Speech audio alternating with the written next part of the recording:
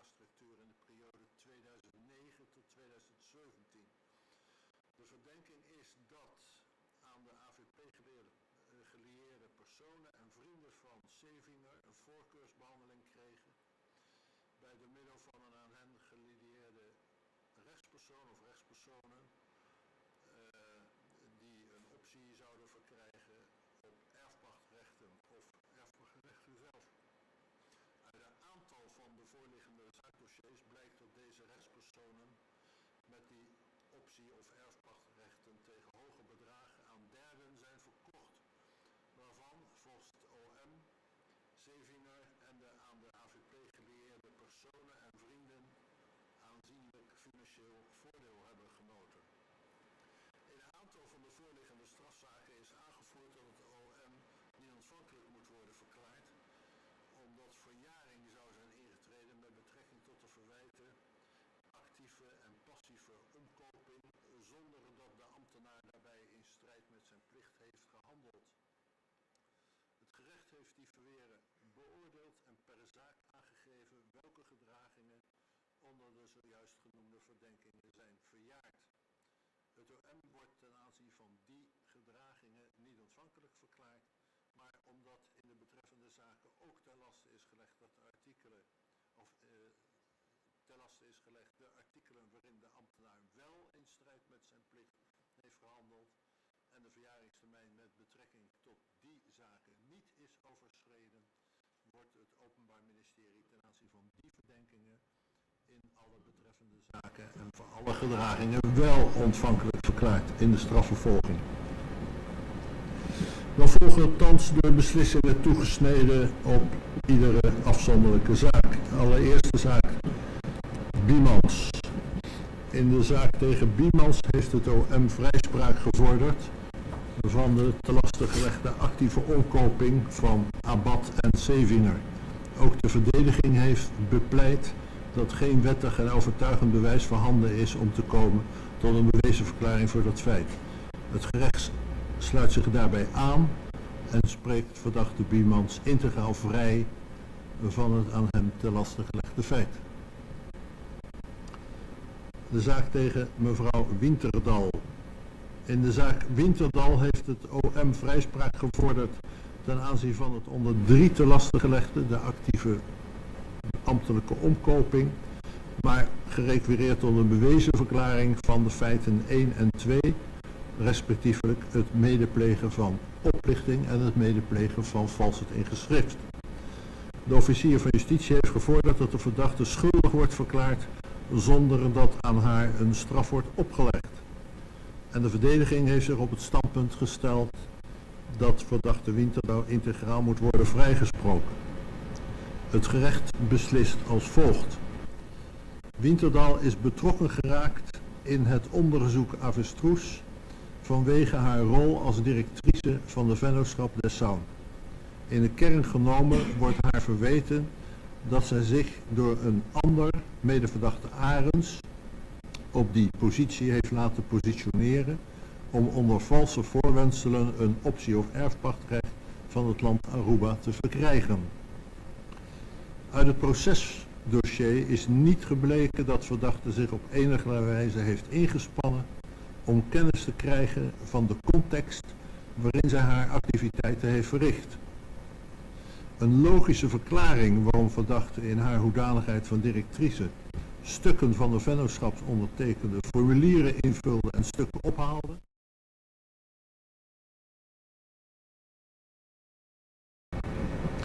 deze feiten en omstandigheden duiden er naar hun uiterlijke verschijning op dat verdachte is opgetreden als katvanger. Het gerecht is van oordeel dat het niet anders kan zijn geweest dan dat de verdachte globale wetenschap heeft gehad dat haar naam en identiteit gebruikt werden voor de activiteiten van medeverdachte Arends onder de dekmantel van Dessau en dat zij inderdaad als katvanger optrad. Het gerecht heeft de vraag beantwoord hoe de rol van verdachte moet worden getypeerd. De omstandigheid dat zij als katvanger is opgetreden duidt naar het oordeel van het gerecht op een faciliterende rol die echter niet zonder meer van zodanig gewicht is dat verdachte reeds op grond daarvan als medepleger van oplichting en vals in geschrift kan worden aangemerkt. Voor een bewezen verklaring is het noodzakelijk dat verdachte minst genomen bewust de aanmerkelijke kans heeft aanvaard dat zij door haar handelen een significante bijdrage zou leveren aan de door medeverdachte Arends gepleegde oplichting en voor zover daar sprake van zou zijn van valsheid in geschriften. De enkele omstandigheid dat zij niet heeft voldaan aan de verplichtingen van een formeel bestuurder is daarvoor onvoldoende. Dit zou mogelijk anders zijn als vastgesteld kon worden dat de verdachte tegen een aanzienlijk bedrag geldbedragen heeft gekregen voor haar geringe handelingen. Het dossier biedt daarvoor geen ondubbelzinnig aanknopingspunt. En het gerecht zal verdachte Winterdal daarom integraal vrijspreken van de aan haar te lasten gelegde feiten. Richardson. In de zaak Richardson heeft het OM gevorderd dat het gerecht bewezen zal verklaren dat zij zich schuldig heeft gemaakt aan het plegen van oplichting en valse in geschriften samen met anderen en dat ze daarvoor veroordeeld zou dienen te worden tot een gevangenisstraf voor de duur van 60 dagen met aftrek, waarvan 51 dagen voorwaardelijk met een proeftijd van 2 jaar. En de verdediging heeft bepleit dat de dagvaarding partieel nietig moet worden verklaard, dat het Openbaar Ministerie niet ontvankelijk moet worden verklaard, althans dat de verdachte integraal moet worden vrijgesproken. Het gerecht heeft het verweer met betrekking tot de nietigheid van de dagvaarding verworpen. Met betrekking tot de aangevoerde niet-ontvankelijkheid het volgende. Kort samengevat heeft de verdediging aangevoerd dat sprake zou zijn van handelen in strijd met het nulla poena beginsel en het verbod op willekeur. Het gerecht heeft deze verweren verworpen bij de in het vonnis gegeven overwegingen. Het gerecht zal kort iets zeggen over het verweer van de verdediging dat er sprake zou zijn van politieke motieven bij de vervolgingsbeslissing. Tijdens de inhoudelijke behandeling van de strafzaak heeft de verdediging aandacht gevraagd voor het politieke klimaat in Aruba. Volgens de verdediging is het gebruikelijk dat aan de macht zijnde politici hun politieke tegenstanders, in figuurlijke zin, uit de weg willen ruimen. Het gerecht constateert dat na de regeringswissel in 2017 politici het onderzoek tegen medeverdachte Zevinger mede hebben geïnitieerd. Wat daarvan ook zij, het maakt geenszins aannemelijk dat het Openbaar Ministerie uit politieke motieven deze vervolging van de verdachte heeft geïnitieerd. Het OM heeft op grond van de aangeleverde recherche de overtuiging gekregen dat medeverdachte Zevinger zich schuldig zou hebben gemaakt aan strafbare feiten en dat die overtuiging is ingegeven door politieke motieven is naar het oordeel van het gerecht niet gebleken. De verweren met betrekking tot de niet-ontvankelijkheid worden daarom verworpen en het Openbaar Ministerie wordt ontvankelijk verklaard in de strafvervolging. Dan de beslissing met betrekking tot de te lasten gelegde feiten aan Richardson. Het gerecht ziet de rol die de verdachte heeft gehad bij de rechtspersoon Elinat niet anders dan de rol die de verdachte Winterdal had bij Dessau. Dat wil zeggen dat ook in de zaak tegen Richardson het gerecht niet bewezen acht dat zij zich schuldig heeft gemaakt aan medeplegen van oplichting en valsheid in geschrift. Ook verdachte Richardson wordt daarom integraal vrijgesproken van het te lasten gelegd. Avery. De officier van justitie heeft gevorderd dat verdachte zal worden veroordeeld voor het medeplegen van oplichting en het misbruik van zijn functie en dat aan hem een gevangenisstraf voor de duur van 18 dagen met aftrek van voorarrest zou moeten worden opgelegd en een werkstraf zou moeten krijgen voor de duur van 160 uur. En de raadsman heeft bepleit dat het OM niet ontvankelijk moet worden verklaard, althans dat de verdachte moet worden vrijgesproken. Het gerecht heeft de verweren met betrekking tot de niet-ontvankelijkheid verworpen met de in het vonnis weergegeven overwegingen. Ten aanzien van de bewijsvraag oordeelt het gerecht kort samengevat als volgt. Het gerecht stelt voorop dat hard of rechtstreeks bewijs voor het bestaan van een samenzwering tussen Arends, Richardson, Avery, Abad en Sevinger zich niet in het stukken bevindt. Het gerecht heeft daarom de feiten en omstandigheden zoals deze uit het dossier blijken moeten wegen en beoordelen of naar zijn uiterlijke verschijningsvorm het niet anders kan zijn dan het de verdachte voornoemt in samenwerkingsverband het land hebben opgelicht en of verdachte al dan niet samen met anderen een voorkeursbehandeling aan Arends of Richardson heeft gegeven.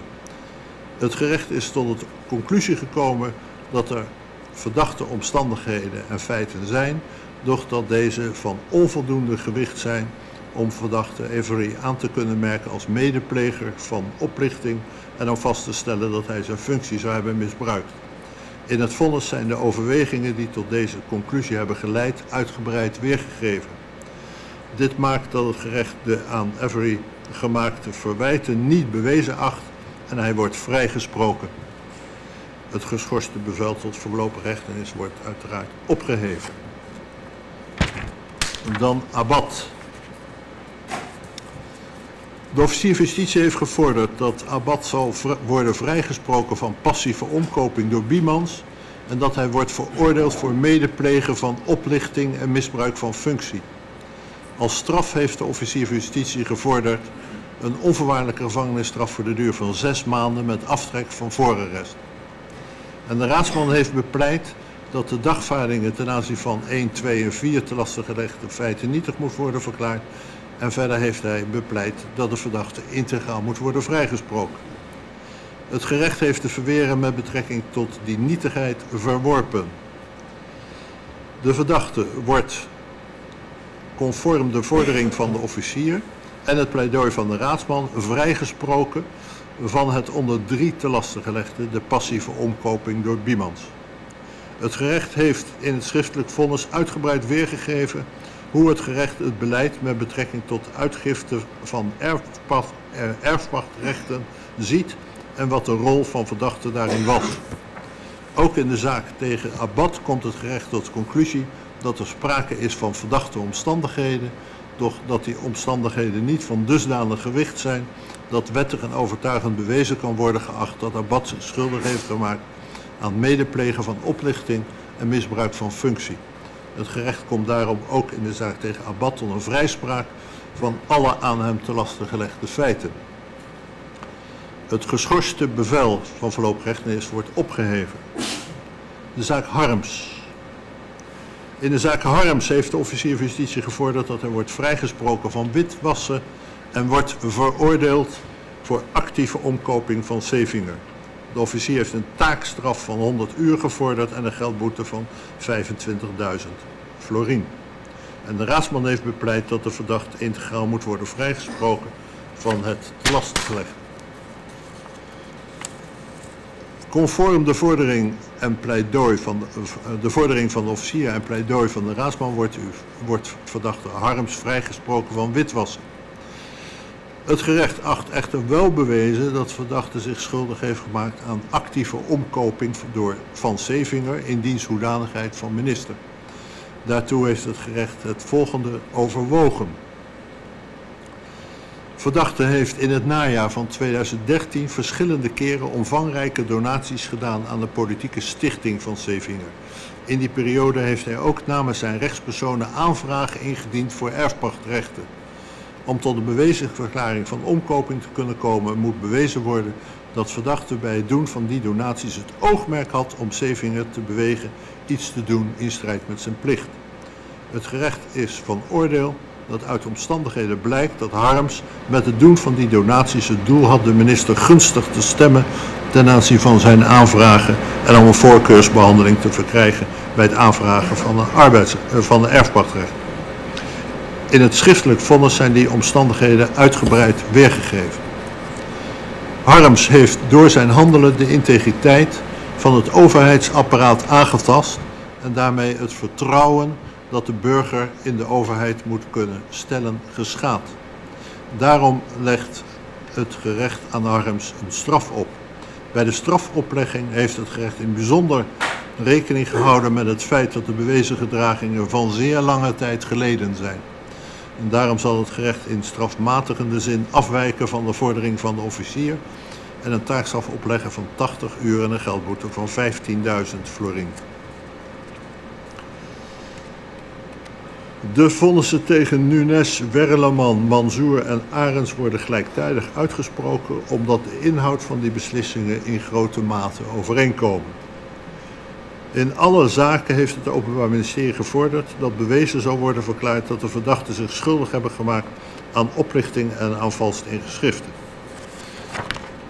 In de zaak tegen Arends heeft het OM ook nog gevorderd dat bewezen wordt verklaard dat zij wordt veroordeeld voor, gerequireerd dat zij wordt veroordeeld voor actieve ambtelijke omkoping van minister Sevinger. De officier vorderde voor Mansour, Werleman en Nunes een gevangenisstraf van 2 jaar en een geldboete van 25.000 florien. En voor Arends een gevangenisstraf voor de duur van 3 jaar met dezelfde geldboete. De raadslieden hebben verweren gevoerd ten aanzien van de ontvankelijkheid van het Openbaar Ministerie.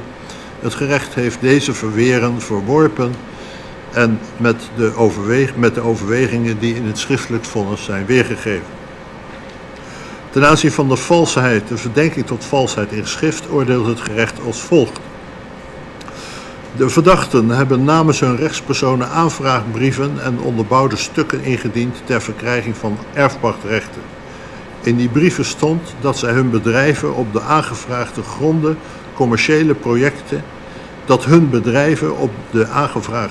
commerciële projecten zouden ontwikkelen. Volgens de officier zijn die stukken vals, omdat verdachten niet zelf de intentie hadden om een project te ontwikkelen op de aangevraagde terreinen, maar het hun in werkelijkheid was te doen om de waardestijging na het verkrijgen van de optie of erfpachtrecht. De ratio achter vals in geschrift is misleiding. Het gerecht is van oordeel dat de verdachten bij het indienen van de stukken wel het land hebben misleid door bewust informatie achter te houden, doch dat vals in geschriften niet kan worden bewezen. Volgens vaste rechtspraak moet er sprake zijn van een rechtsplicht om bepaalde gegevens of informatie te vermelden en moet de waarheid geweld zijn aangedaan.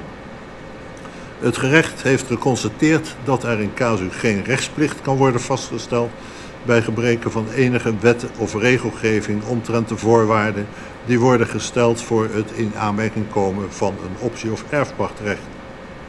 Bovendien kan niet zonder meer worden aangenomen dat de waarheid geweld is aangedaan. Verdachten, en dat geldt voor al deze verdachten, worden daarom vrijgesproken van vals in geschrift. Verdachte Arends wordt ook vrijgesproken van actieve omkoping. Het belangrijkste bewijsmiddel, de getuigenverklaring van mevrouw Rogga, acht het gerecht onvoldoende betrouwbaar om tot het bewijs te kunnen gebruiken. Ten aanzien van de oplichting oordeelt het gerecht echter als volgt. De raadslieden hebben aangevoerd dat de verdachten niet kunnen worden vereenzelvigd met de rechtspersonen, zodat hun in strafrechtelijke zin niets kan worden verweten. Het is op zichzelf, zoals aangevoerd, juist dat het uitgangspunt is dat het identiteitsverschil tussen rechtspersonen en natuurlijke personen, bestuursleden, aandeelhouders en dergelijke, die bij die rechtspersonen betrokken zijn of daarin belang hebben, moet worden gerespecteerd. Het identiteitsverschil tussen de rechtspersonen en de natuurlijke personen kan evenwel onder bijzondere omstandigheden worden genegeerd. De enkele omstandigheid dat een natuurlijke persoon volledige of overheersende zeggenschap heeft over een handelingen van een rechtspersoon is daarvoor onvoldoende. Doch als evident is dat degene met die volledige of overheersende zeggenschap geen ander doel voor ogen had dan misbruik te maken van het identiteitsverschil, kan de rechtspersoon met de natuurlijke persoon worden vereenzelvigd. Het gerecht is van oordeel dat daar in het geval van Damira Liesner Dessaun Elenat sprake is. De omstandigheden die het gerecht daartoe redengevend acht, zijn uitgebreid weergegeven in het schriftelijk vonnis. Het gerecht is van oordeel dat de verdachten niet de intentie hadden om zelf een project te ontwikkelen op de aangevraagde terreinen, maar dat ze wel die indruk hebben gewekt bij het land. Ze waren al vroeg na het indienen van de aanvragen bezig hun bedrijven te verkopen, maar hebben die informatie naar buiten toe steeds achtergehouden. Uiteindelijk hebben zij zeer groot financieel voordeel genoten van de opbrengst van de verkoop van hun bedrijven, zonder dat zij daar grote inspanningen voor hebben moeten verrichten. Door de verdediging is verder aangevoerd dat het niet strafbaar was om te speculeren met overheidsgronden. Het gerecht is het met de verdediging eens dat, hoe onwenselijk ook, het in de te lastig gelegde periode niet strafbaar was om te speculeren met overheidsgronden. Hoewel het beleid erop gericht was om te voorkomen dat men winst zou maken met de verkoop of doorverkoop van overheidsgronden, constateert het gerecht dat de door verdachten gehanteerde constructie, het verkopen van aandelen in een vennootschap met een erfpacht of optierecht, niet verboden was. De vraag naar strafrechtelijk verwijtbaar handelen ziet evenwel niet uitsluitend hierop. De vraag ligt in het kader van de verdenking ter zake van oplichting tevens voor of de verdachten in het bezit zijn gekomen van de optie- of erfpachtrechten door het geven van een onjuiste voorstelling van zaken. En die vraag heeft het gerecht bevestigend beantwoord.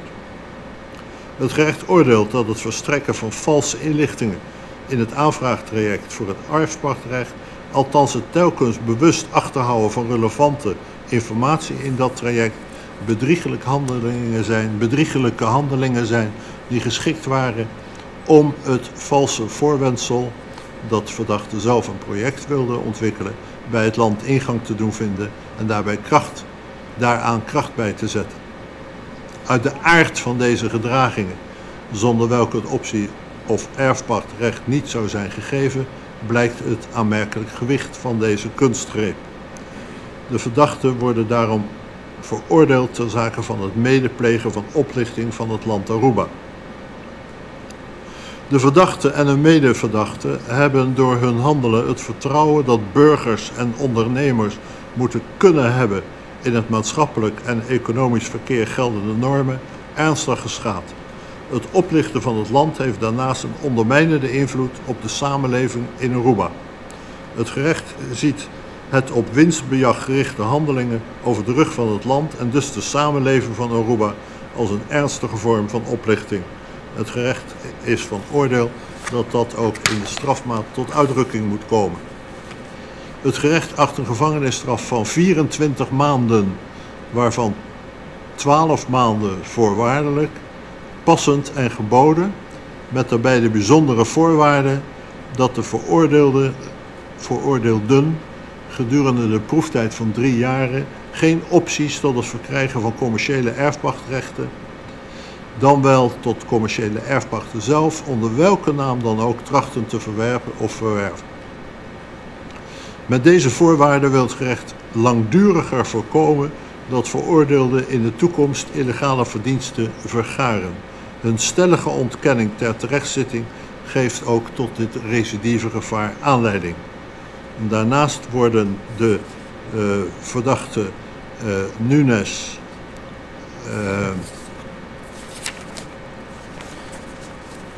even kijken, Werleman en Mansour ook veroordeeld tot een geldboete van 25.000 florien en Arends tot een geldboete van 50.000 florien. Het gerecht is zich van bewust dat tegen Arends een gevangenisstraf is gevraagd van 3 jaar. Susebeek. De officier heeft gevorderd dat bewezen zal worden verklaard dat verdachte zich schuldig heeft gemaakt aan actieve omkoping van zeevinger en aan witwassen. De officier vorderde gevangenisstraf voor de duur van 4 jaar en verbeurdverklaring van een in beslag genomen geldbedrag van ruim 1,3 miljoen USD. De raadsman heeft bepleit dat de telastlegging ten aanzien van het witwassen nietig moet worden verklaard en dat de verdachte integraal moet worden vrijgesproken. Het gerecht heeft het verweer met betrekking tot de nietigheid van de dagvaarding verworpen. Het standpunt van de verdediging is dat Zevinger Suzebeek contant geld gaf om goederen aan te kopen en dat er dus geen sprake was van giften van Suzebeek aan Zevinger. Het gerecht komt bij het merendeel van de te laste gelegde giften niet tot een bewezen verklaring, omdat ofwel op grond van de beschikbare bewijsmiddelen niet aan het verweer van de verdediging voorbij kan worden gegaan dat Zevinger voor de voorwerpen aan Suzebeek heeft betaald, of dat onvoldoende is aangetoond dat Suzebeek of zijn bedrijven voor de betreffende voorwerpen hebben betaald. De overwegingen dienaangaande zijn uitgebreid in het schriftelijk vonnis weergegeven. Wel acht het gerecht bewezen dat Suzebeek een hekwerk en een Vectra-toestel als gift gedaan heeft aan Zevinger. Verdachte deed deze Zevinger in een periode dat hij ook aanvragen deed voor erfpachtrechten. Het gerecht acht bewezen dat hij die giften deed om zijn aanvragen te laten goedkeuren en een voorkeursbehandeling te krijgen bij zijn aanvragen, hetgeen actieve omkoping oplevert. Het gerecht acht eveneens bewezen dat verdachte een bedrag van ruim 1,3 miljoen USD heeft witgewassen. Hij heeft vanwege de omkoping een optie erfpachtrecht gekregen en heeft dat erfpachtrecht of optierecht middels een van zijn bedrijven verkocht aan een derde. Hij heeft hiermee een voorwerp, namelijk het recht, afkomstig uit een misdrijf omgezet, wat een strafbaar feit witwassen oplevert. Verdachte wordt vrijgesproken van het witwassen van de overige te laste gelegde voorwerpen, omdat ten aanzien van die voorwerpen geen verhullingshandelingen hebben plaatsgevonden nadat het brondelict voltooid was. Verdachte wordt al dus veroordeeld voor actieve omkoping en witwassen. Bij de strafmaat heeft het gerecht het volgende in het bijzonder in aanmerking genomen. Vastgesteld is dat verdachte vriendendiensten van niet al te grote omvang voor Zevinger heeft verricht. Het Openbaar Ministerie heeft tegen deze verdachte 4 jaar gevangenisstraf gevraagd, maar verdachte is door het OM bestempeld als een verdachte die zijn relatie met Zevinger is uitgebuit. Hij zou, aldus de officier, vele jaren lang zijn positie hebben gebruikt met als gevolg dat hij multimiljonair is geworden. Voor deze omstandigheden is echter, gelet op de te laste gelegde feiten, slechts ten dele bewijs. Dien ten gevolge wordt de strafmaat ook gematigd. Het gerecht acht in zijn geval een straf van 2 jaar, waarvan 1 voorwaardelijk, passend en geboden, met daarbij de bijzondere voorwaarde dat veroordeelde gedurende de proeftijd van 3 jaar geen opties tot het verkrijgen van commerciële erfpachten, dan wel commerciële erfpachten zelf, onder welke naam dan ook, tracht te verwerven of verwerft. Bij betrekking tot de gevorderde verbeurdverklaring van het geldbedrag oordeelt het gerecht het volgende. De verbeurdverklaring handelt over een geldbedrag, het is al gezegd, van ruim 1,3 miljoen USD, dat middelijk afkomstig is van het misdrijf actieve omkoping. Mede gelet op de gehele gang van zaken is de verbeurdverklaring passend. Het is niet toelaatbaar dat de verdachte over gelden zou beschikken die hij door zijn eigen toedoen illegaal heeft verkregen. Ten slotte de uitspraak in de zaak tegen verdachte Zevinger. Aan de verdachte zijn 6 feiten te laste gelegd, te weten 2 keer medeplegen van oplichting, passieve omkoping, misbruik van functie, verduistering en witwassen. Het OM heeft gerequireerd tot een bewezenverklaring van al deze feiten en heeft het gerecht gevraagd daarbij een gevangenisstraf voor de duur van 5 jaar op te leggen. Daarnaast heeft het Openbaar Ministerie gevorderd dat Zevinger wordt ontzet uit het passieve kiesrecht en het recht om ambten te bekleden voor een periode van 10 jaar. De raadslieden hebben aangevoerd dat de telastlegging deels nietig moet worden verklaard en dat het Openbaar Ministerie niet ontvankelijk moet worden verklaard. Het gerecht verwerpt deze verweren met overwegingen die zijn gegeven in het vonnis. De raadsman heeft verder bepleit dat verdachte van alle te laste gelegde feiten moet worden vrijgesproken. We bespreken eerst de verdenkingen oplichting en misbruik van functie. Bij vonnissen van heden zijn de aanvragers van de optie erfpachtrechten veroordeeld voor oplichting omdat zij het land Aruba hebben misleid in het aanvraagtraject. Het gerecht stelt voorop dat hard en rechtstreeks bewijs dat verdachte wist van de fraudeleuze handelingen van zijn veronderstelde bevriende of aan de AVP gelieerde aanvragers en dat hij daarin een faciliterende rol had, zich niet in het dossier bevindt.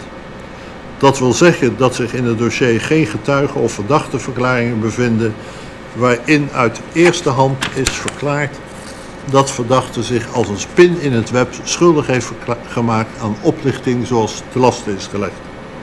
Nog bevinden zich in het dossier objectieve bewijsmiddelen waarin de door het Openbaar Ministerie gepresenteerde samenzwering wordt bevestigd. Het gerecht heeft daarom aan de hand van verdachte omstandigheden te beoordelen of het naar zijn uiterlijke verschijningsvorm niet anders kan zijn dan dat verdachte deel uitmaakte van samenzweringen die tot doel hadden het land op te lichten bij de uitgifte van optie- en erfpachtrechten. Het gerecht is van oordeel dat er verdachte omstandigheden zijn, maar dat die niet van een dusdanig gewicht zijn dat het gerecht buiten gereden twijfel tot het oordeel kan komen dat verdachte zich schuldig heeft gemaakt aan medeplegen van oplichting en misbruik van functie.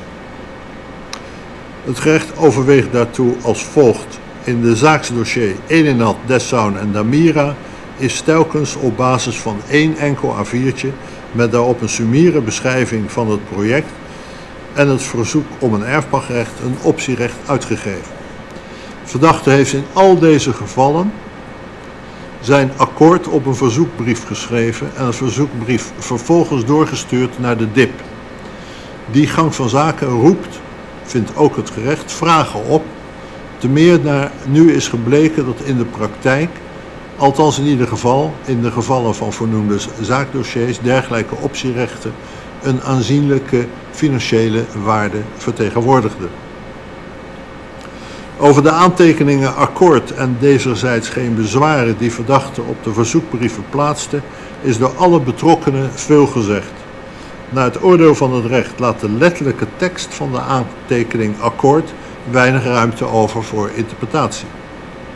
De meest gangbare uitlegging is dan ook dat de verdachte opdracht gaf aan de directie infrastructuur en planning om minst genomen het betreffende verzoek in behandeling te nemen. Dat dit ook zo door de DIP is opgevat, volgt uit de verklaringen van Abad, voormalig directeur van de DIP, en getuige Tsu, voormalig coördinator van ICTRN bij de DIP. Abad verklaarde bij de rechtercommissaris, voor zover relevant, als de minister een beslissing nam, dezerzijds akkoord, dan werd het in behandeling genomen. Dan kwam de optieprocedure. Tsu verklaarde bij de rechtercommissaris, maar voor mij betekende het akkoord gaarne uw medewerking een instructie. Ik moest er dan wat mee doen.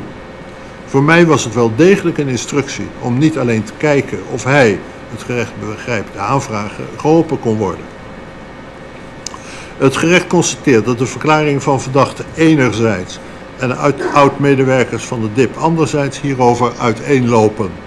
Het gerecht heeft evenwel de vraag te beantwoorden of verdachte met de aantekening beoogde de aanvrager een voorkeursbehandeling te geven, althans het door de DIP opgestelde beleid te omzeilen. Het gerecht overweegt hiervoor dat zich in het dossier aanwijzingen bevinden die op het tegendeel wijzen.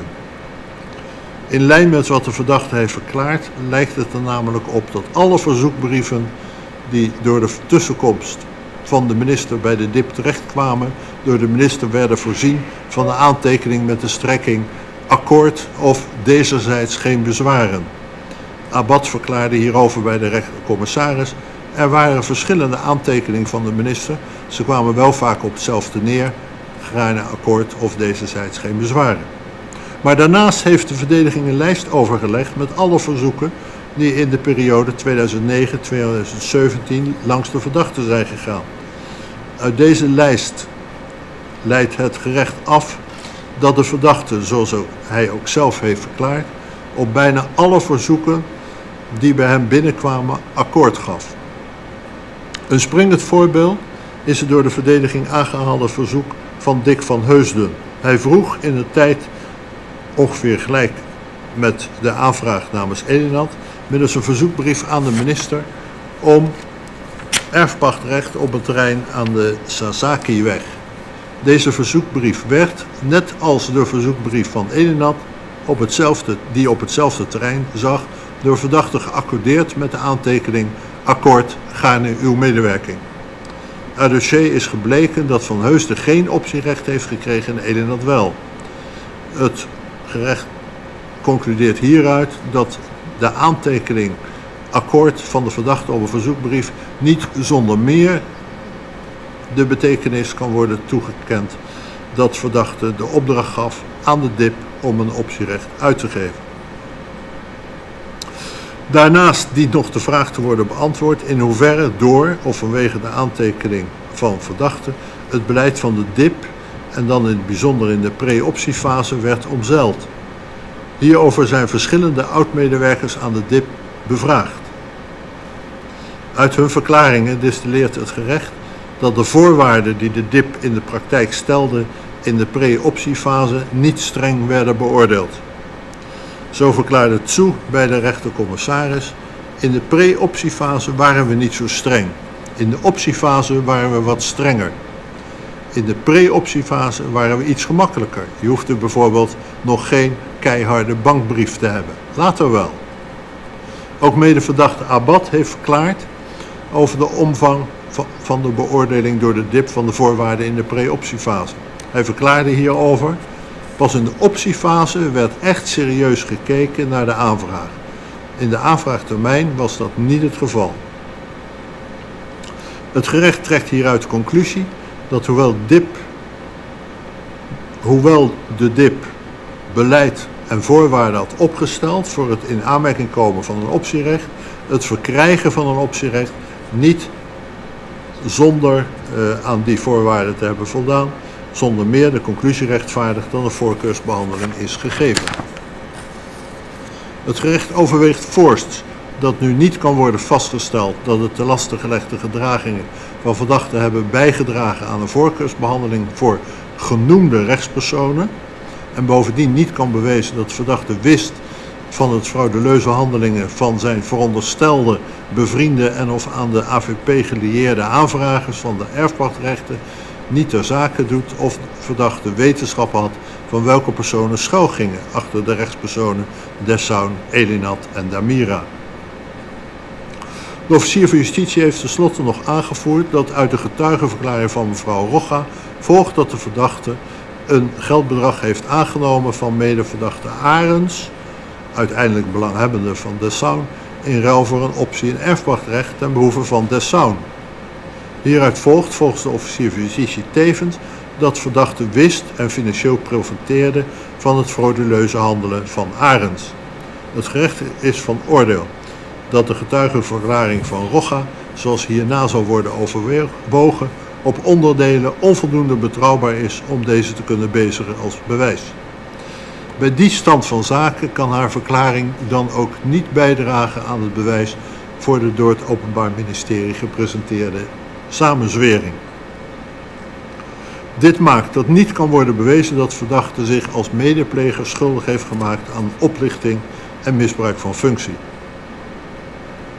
Verdachte wordt ook vrijgesproken van passieve omkoping door Biemans en Arends, omdat, zoals hiervoor genoemd, de verklaring van Rogga onvoldoende betrouwbaar wordt geacht. Het gerecht komt wel tot een bewezen verklaring van de overige passieve omkopingsgevallen, te weten Harms, Susebeek en Prestien.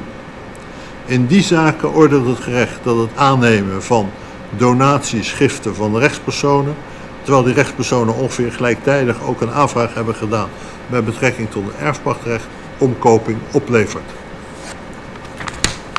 De overwegingen dienaangaande zijn te vinden in het schriftelijk vonnis.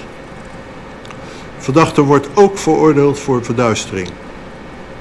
Hij heeft een geldbedrag dat toebehoorde aan een stichting aangewend voor een privé-aangelegenheid, een reis van zijn echtgenote.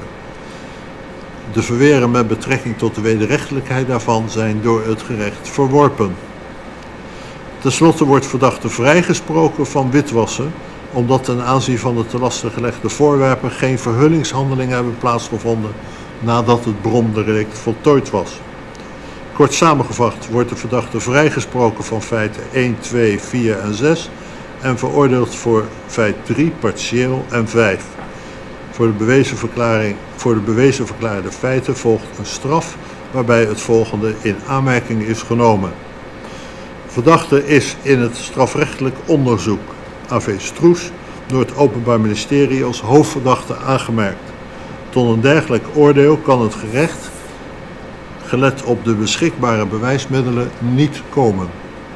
Er is onvoldoende bewijs dat verdachte Sevinger als een soort spin in het web, als hooggeplaatst AVP'er, zijn vrienden en kennissen opzettelijk en wederrechtelijk geldelijk heeft bevoordeeld en ook niet dat hij zich op grote schaal heeft laten betalen. Het gerecht rekent de verdachte wel aan dat hij zich heeft laten omkopen en dat hij daardoor het vertrouwen in een integer handelende overheid, welk vertrouwen onder grote druk staat, heeft beschaamd en ondergraven.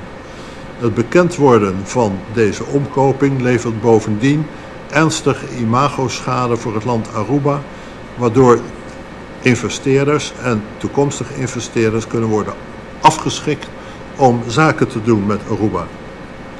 En daarmee heeft het handelen van verdachten ook een ondermijnende invloed op de samenleving als geheel. Daarnaast heeft verdachte zijn politieke stichting misbruikt voor eigen financieel gewin, wat een negatieve kleuring geeft aan de bedragen die donateurs aan de stichting gaven. Zij mochten ervan uitgaan dat het geld conform het stichtingsdoel besteed zou worden, terwijl verdachte van mening was dat hij zich dat geld in privé kon toe-eigenen. Opnieuw tast verdachte aldus het publieke vertrouwen in politici aan. Alles bij elkaar genomen komt het gerecht tot een veel lagere straf dan door het Openbaar Ministerie is gevorderd. Het gerecht veroordeelt verdachte Sevinger tot een gevangenisstraf van 1 jaar met aftrek, waarvan de helft voorwaardelijk en met een proeftijd van 3 jaar. Daarbij wordt uiteraard ook rekening gehouden met de omstandigheid, dat geldt ook voor de anderen, dat de bewezen